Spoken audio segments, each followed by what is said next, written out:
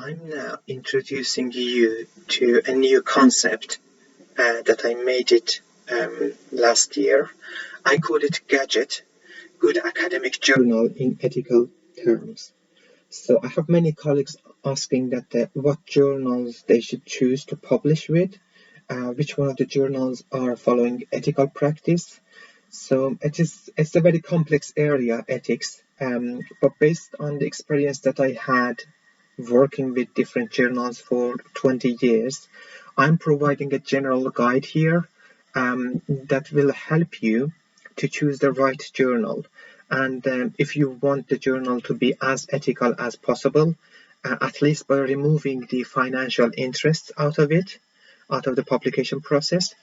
So the things that you need to consider is, number one, is that it should be published by societies or associations or non-for-profit organizations, usually the professional societies or associations that are very famous in each field. If you are a nurse, if you are a medical practitioner, if you are working in cardiology, in palliative care, each one of these specialties have their own associations and societies.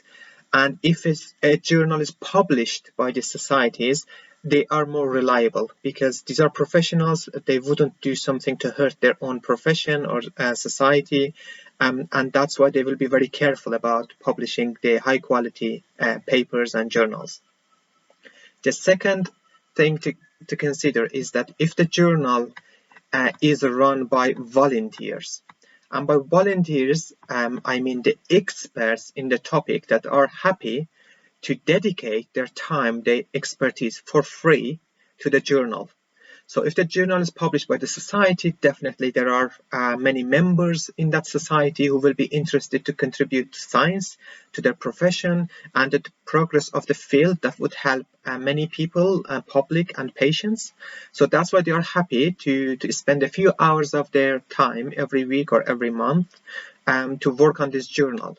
It means there will be no payment, but they will get credit by being listed in the journal, a website or inside the journal. So, and that takes the payment out of the process because these are volunteers.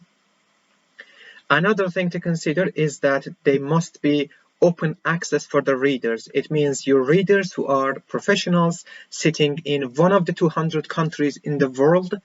Some of the countries could be very poor, so they cannot pay for the papers, for subscription to the journals or buying the papers. So it is important that the content that you're producing must be open access for the readers. So anyone, either they are patient, they are professionals, if they are anyone who is interested in the topic, they could just search, find your paper and start reading it without being worried about the paywall set by the publisher. So there is no payment.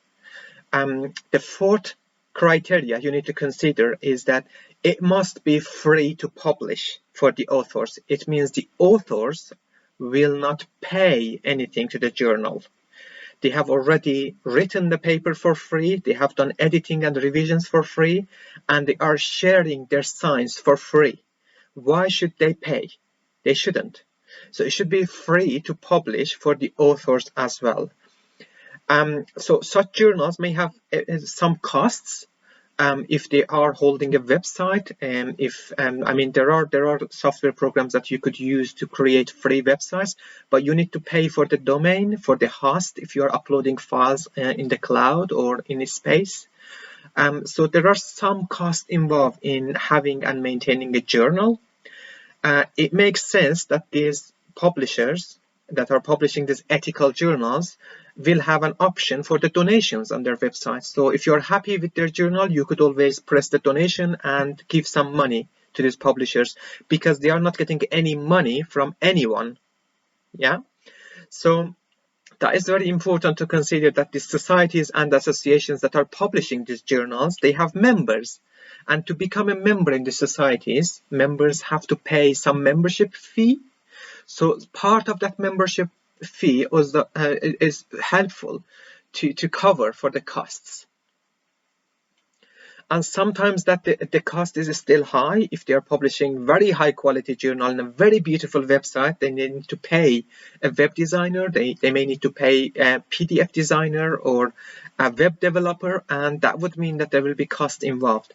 So some of these journals not only have the support of societies, but also they have the support from the government, because they are published inside the universities, and some of the public universities get funding. Well, majority of the public universities get funding from the government, and some of the institutes also contribute to publication of journals, so they could get some financial support from the government or institutes. But it is important that this is clearly mentioned and listed on the journal's website, that who is paying for the cost of this journal. And the seventh criteria that is extremely important is that people are using databases such as Medline to access the papers, to search for the evidence, to find them and to use them. So if the journal is published anywhere, in any website, if their papers are not indexed in Medline, if you are in the medical field, of course, it means that it is very less likely that people could find it. And it would mean that even if you publish in these journals and they are not indexed in Medline, it means probably not the potential readers could find them. And that would mean that it is invisible. So it is important that the journal must be indexed in Medline. And by Medline, I mean Medline. I don't mean PubMed, because many people mistake this too. Medline is not PubMed, and PubMed covers Medline, but if you find a paper in PubMed, it doesn't mean it is Medline.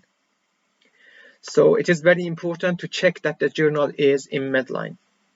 And the last but not least, and I haven't seen any publisher following this yet, any of the academic publishers that are using ethical publishing, and that is to have open, living post-publication peer review and revisions forever.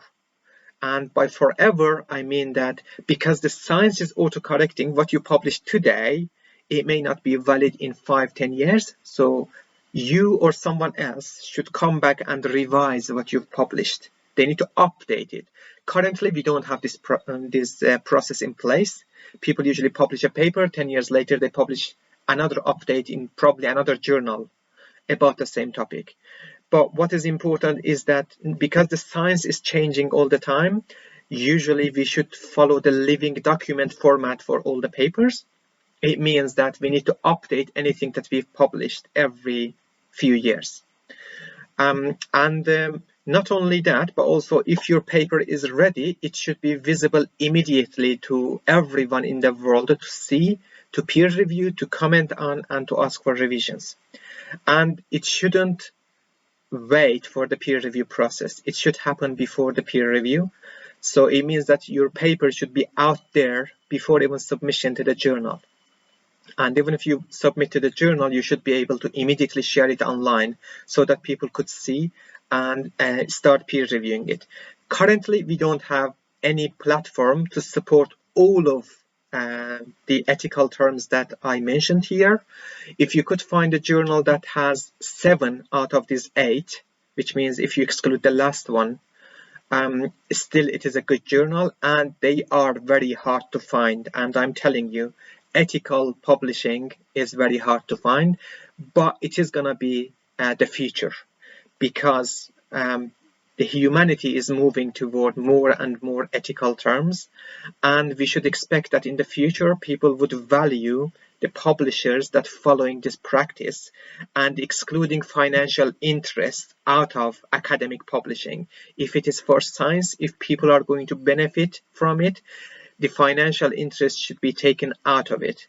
And that is probably the summary of all the things that I was trying to tell you in this presentation, in this slide.